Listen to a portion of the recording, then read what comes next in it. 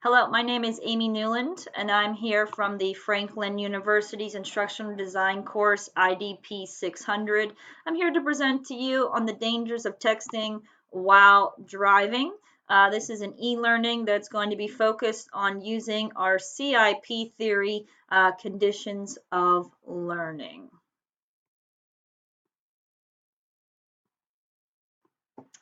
Do you suffer from a fear of missing out? We all do, but one thing we don't do is put our phone down while we're driving. Texting while driving is like being in a hurricane. The longer you answer text while driving in your car, the more distracted you become, and eventually you're not only dangerous to yourself, but could possibly kill and destroy others in your path. It's not worth it. As you can see here from the example, drivers who text are 23 times more likely to get into a crash versus those who talk have a 4 times more likely to have an accident. Both talking and texting are distracted driving. However, we want to emphasize in this particular e-learning the high potential dangers of texting while driving and how they are more likely to lead into crashes that could be deadly. Don't wait till it's too late. Put the phone down. The best advice I can give you is to follow the next few PowerPoint slides with an e-learning designed from Robert Gange's Conditions of Learning using our CIP, Cognitive Information Processing Theory. This theory will help you to understand the dangers of texting and the alternatives you can take to create better habits and to even text less or even not at all. This is a message for everyone that we can all learn that text messages can wait. We're going to utilize here the 3 theories. Category 1 here, our preparation for learning. Category 2, our acquisition and performance theory. And finally, category 3 will be our transfer of learning theory. Using our CIP theory for Robert Gage's, there's the 9 phases of conditions for learning here.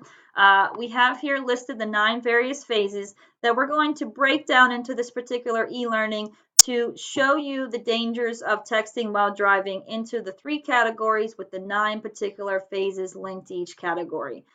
This particular class is going to help those teens and adults who just received their license within the past 10 years to understand the dangers of texting while driving, and we're going to reinforce these particular 9 theories in the next set of slides and hopefully make sure that each individual who just received their license are making the right decision to not have their phone or answer texts while driving. So who has to take this course? Every adult who received their license in the last 10 years will have to participate in this educational e-learning course. Again, you'll need to complete and participate in all 3 of the specific design categories using our CIP theory, as well as participate in the 9 learning phases that are designed using our CIP theory to prevent texting while driving here in the state of Pennsylvania. Category 1 is our preparation for learning, and phase 1 is our attending phase.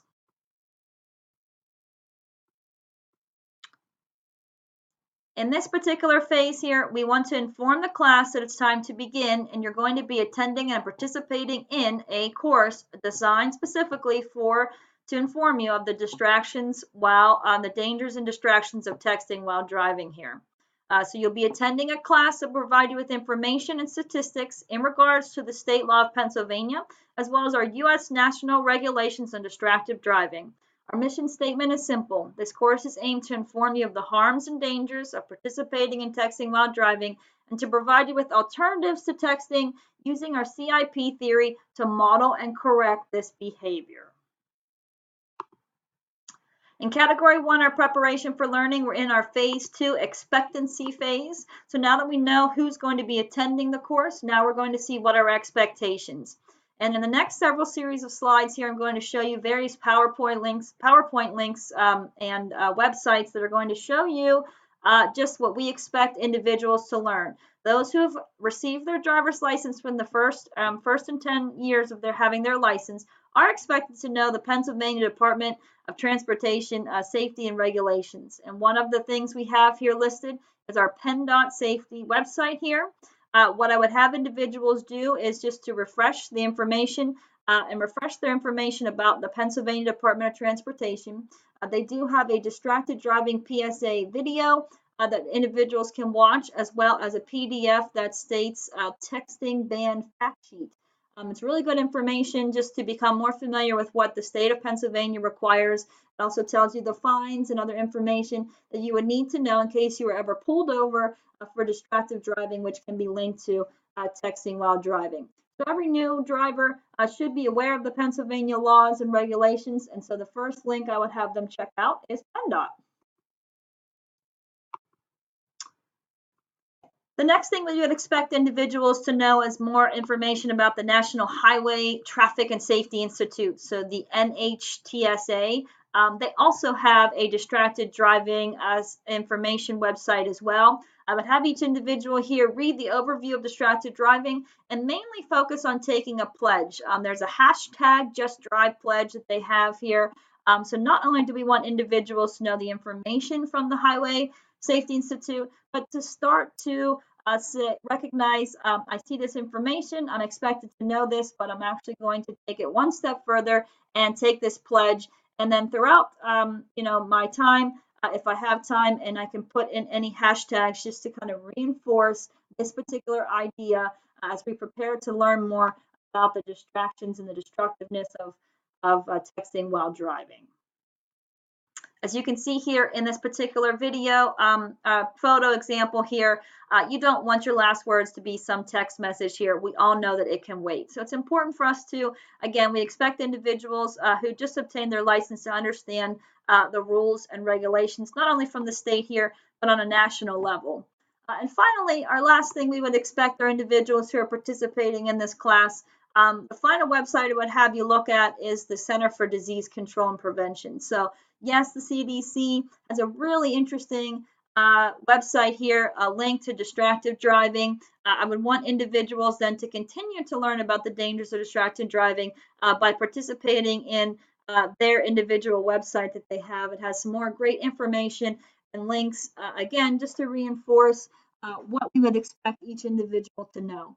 So phase one was our attendance. We know those who are in the first 10 years of having their driver's license should be attending this class. Phase two was our expectancy phase here.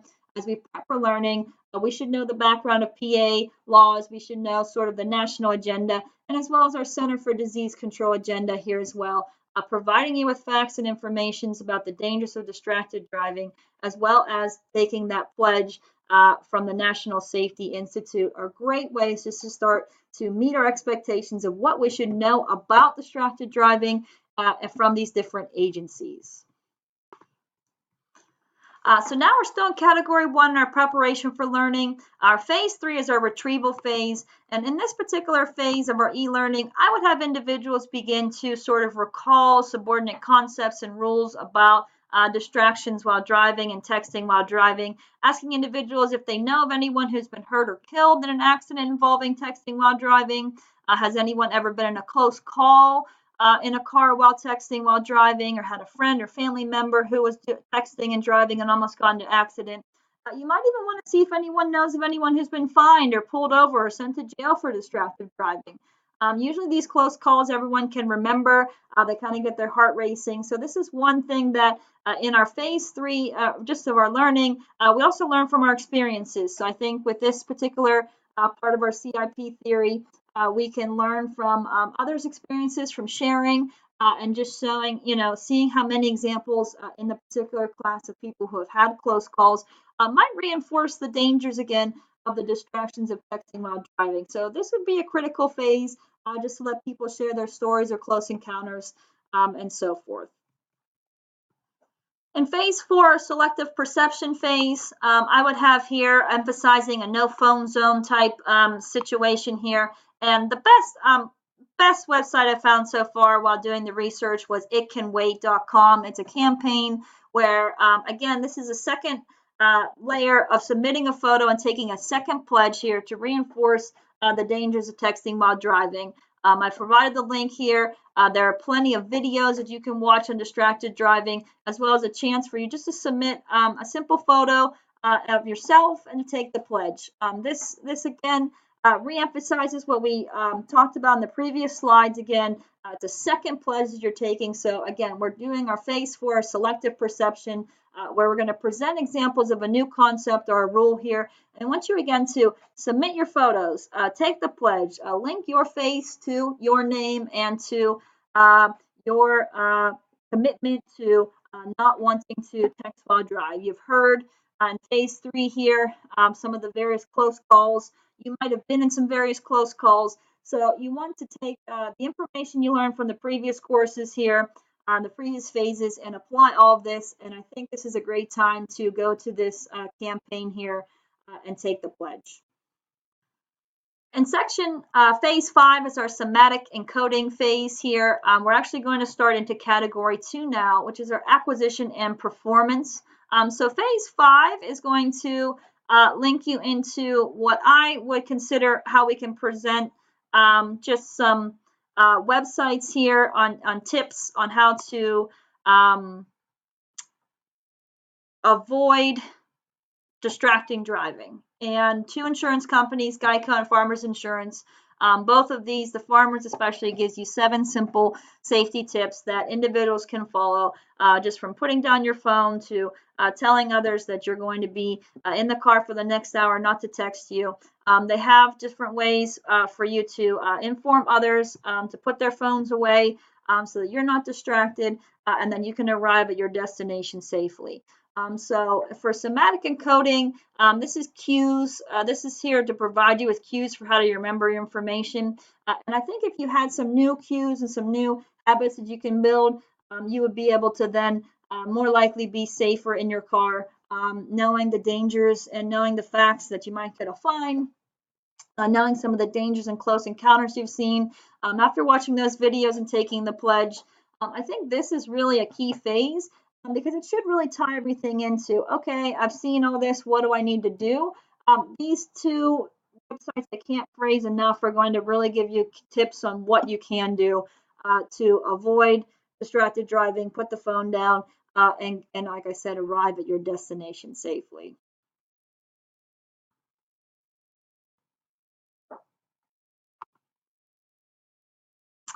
Our next phase is our retrieval and responding phase.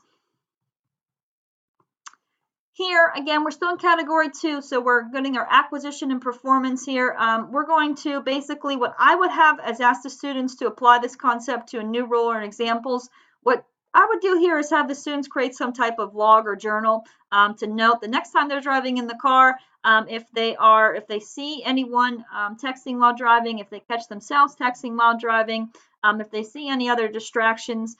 I might even have them make a log to see how many texts received while they're driving and log if they answered it or not. And hopefully they would be honest because many times you'll find individuals here who would say, oh, I don't get that many texts while driving. It doesn't really concern me. Not until they write down like a weekly or 2-week journal that they realize they got a lot more texts.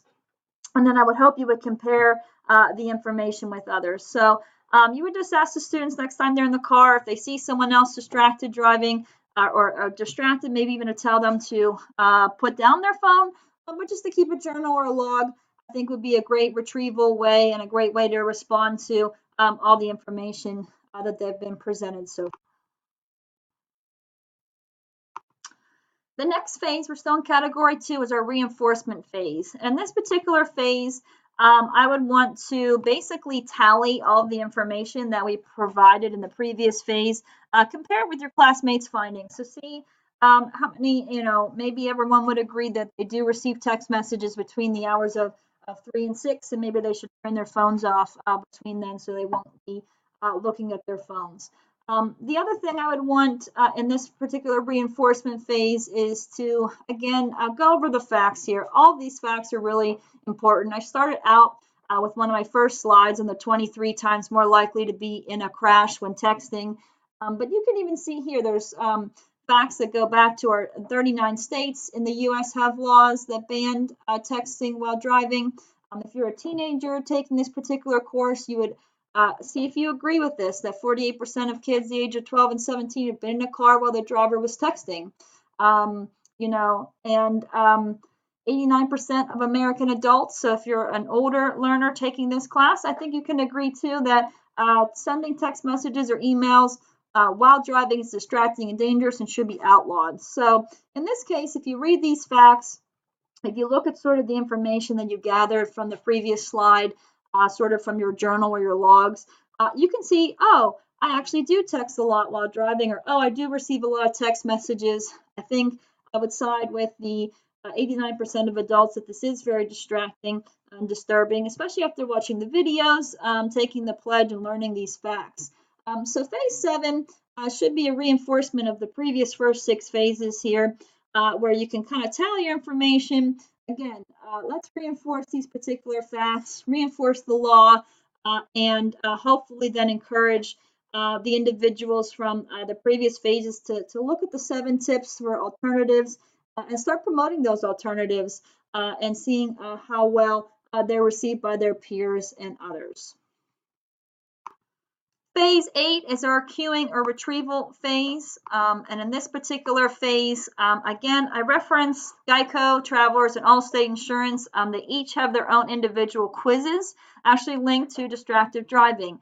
These insurance companies are actually looking out for your best interest. For those in their first 10 years of driving are most likely probably to have accidents, especially the younger individuals in this course. So I would encourage each individual to take these quizzes that should reinforce many of the other learning cues that we've learned so far in the various phases leading up to our final phase here.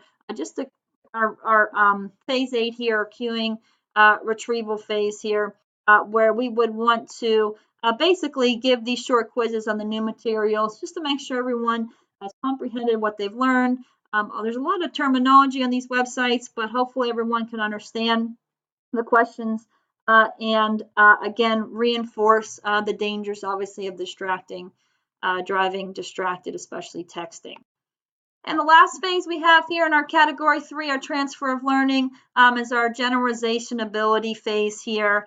This is phase 9. So 8 and 9 linked to category 3, our transfer of learning. So now we've taken our quizzes, and I just want everyone here now to be able to generalize all the information, recap everything they've learned from phases 1 through 8, and just know that distracted driving is still an epidemic in the U.S. Again, this is another statistic here that 6 out of 10 teen crashes involve driver distraction. And you would want to, again, reinforce the 2 pledges that you could have signed, review the quizzes that you just took, making sure the students pass all the quizzes as part of this e-learning. And then again, just making sure they're aware of the consequences of the law. And hopefully they took the pledges very seriously and the information we presented from the state of Pennsylvania, from the National Transportation Institute, as well as the CDC.